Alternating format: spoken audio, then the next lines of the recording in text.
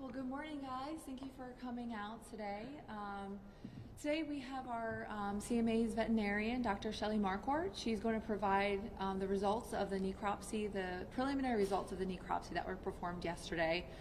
We also have our president of Clearwater Marine Aquarium, Dr. James Buddy Powell, here, as well as Kelly Martin, our vice president of zoological care. They'll be here to answer any of the other questions that you might have today.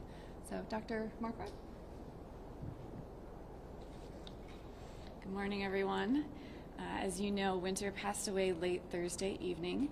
Yesterday we performed a necropsy, or an animal autopsy, and the preliminary results indicated that Winter's cause of death was an intestinal torsion. And what this is actually the intestines twist on themselves and cut off the blood supply to those loops of intestines. We still have other test results pending, and these won't be back for several weeks, but these are the preliminary preliminary findings that we found yesterday. This was performed with a group of veterinary experts from around the country. They were all involved in this, and this was a collaborative effort. Given the location of where this was, ultimately it was not a operable condition and there was nothing that we could have done. We take great comfort in knowing that we did everything we could for her and we made her as comfortable as possible, and ultimately she passed away with her caregivers and all the people that loved her the most. The quality of care that we gave her here today is a demonstration of not only for our dolphins but also all the animals at CMA, and we hope that her legacy will continue and everything that we've learned from her will continue to benefit other animals.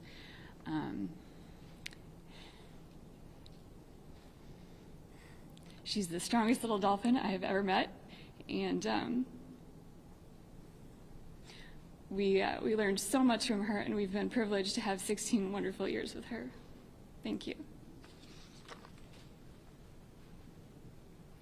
Well, we're happy to answer any questions that you might have for Dr. Powell or Dr. Marquardt or Ms. Martin. For any of you guys, how are staff doing today? I mean, I saw at the memorial you guys had some employees here wiping their tears. Our team is still processing. Thank you for asking about them.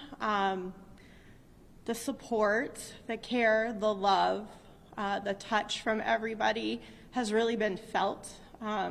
From folks previous employees, peers in the industry, folks that have come to visit, inspirational stories. We can't thank you enough. As you can understand, we did everything we could for this animal. If you own a pet, you have a child, you have a loved one, we loved her exactly the same way. And I think that your care, your support, your compassion is really helping us get through these difficult times. When I saw on the page, the obituary page, over $17,000 raised for the aquarium in her honor, and just hundreds of comments and memories of people sharing. What's it like to just go through all of that?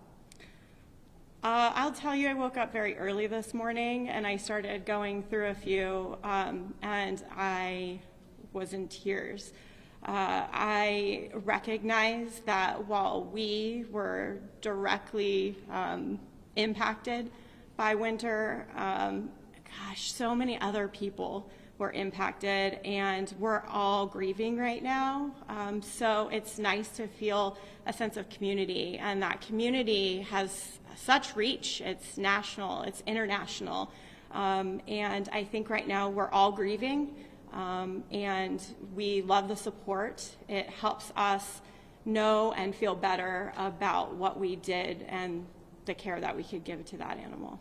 Any additional information you can give on the November 20th memorial? So the memorial on November 20th will be here at Clearwater Marine Aquarium. We do have some more specific details regarding what that will entail, and what people can expect here soon. So that should be later today. So thank you so much for asking. Is the public invited to come? Oh, 100%, absolutely. We want to make sure that the public has an opportunity to come and join us and feel that sense of community here at Clearwater Marine Aquarium, and we absolutely invite everyone to come down. For Dr. Marquardt, would you mind just explaining again what you found with Winter in the intestine? What was the Certainly. It's an intestinal torsion, and basically what that is the intestines twist on themselves, and it cuts off the blood supply to those loops of intestines. This occurs in not only dolphins, both wild and in human care, but also any species that has it. So it's been noted in dogs, cats, pretty much everything. So this isn't necessarily specific to her. It's something that occurs commonly in animals. And can it just randomly happen? Unfortunately, yes. There's no lead-up, preliminary cause, anything like that. It just occurs randomly, and so with that, unfortunately, there was nothing that we could do. Did you guys know what kind of life expectancy Winter had? That's a great question. So I think she's a truly unique animal, and we didn't. She certainly had some challenges, as everyone could see visually. Her conformation and the changes that happened in her spine associated with the loss of her tail was something we've never had before. And so everything was new and a challenge, and we learned from it. And that's why I say we learned so much from her. But I think that it was a gift to be able to learn and give her those extra days, and we wouldn't have had those otherwise. So we're really happy to be able to provide that for her. How has Hope and Nicholas been dealing with the loss of Winter? Again, thank you for asking. I think that quite a few people want to know, how are all the other animals doing? And thankfully, I can tell you that their behavior hasn't changed. I can also share with you that if you come to Clearwater Marine Aquarium, you're going to see our staff giving these animals plenty of love. That's what we do. That's what we do best. We provide the best care, and I have such an amazing team to be able to do that. I can't thank them enough, and all of you and your support allow us to continue to give these animals exactly what they need. Did either one of them get any kind of reaction after the event happened? Did they act any different immediately after? There wasn't a change in behavior. You know, it was a really sad event for us humans, and what was nice was that we could turn around and play with Hope.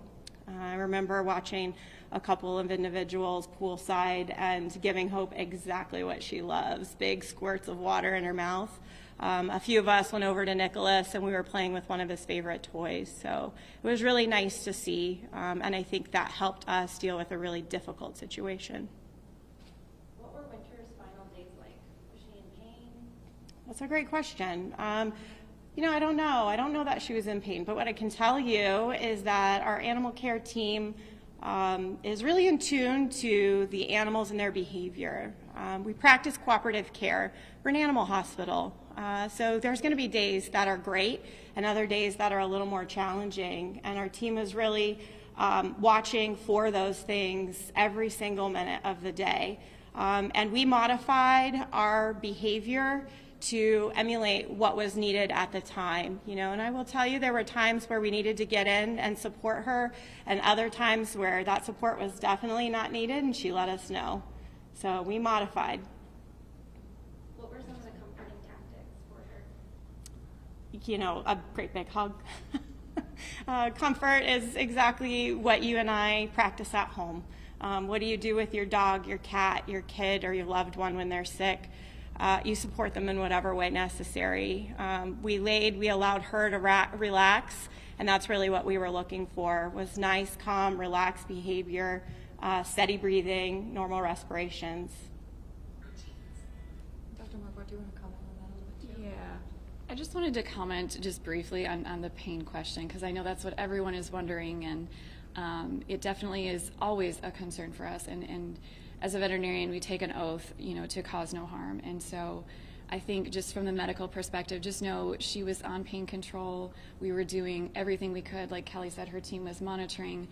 Medically, we were giving all of the things that we believed made her comfortable, because we did not know. And so we believe she was as comfortable as she could possibly be, and that was a very, very high priority given the situation that we were in. And we know that just like your dog or cat or any other, you know, animal that you have, making sure that they are comfortable in their final days is ultimately everything that we want to provide for them. And I had another question for you. Did the loss of her tail at all impact her stomach? That's a great question. We don't ultimately know. There's certainly some discussion as to how that factored into it.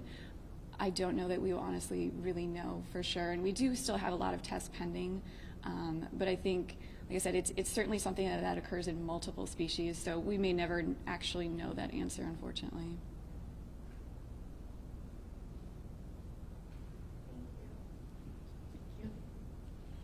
Well, thank you guys. We appreciate your time today, and that concludes us.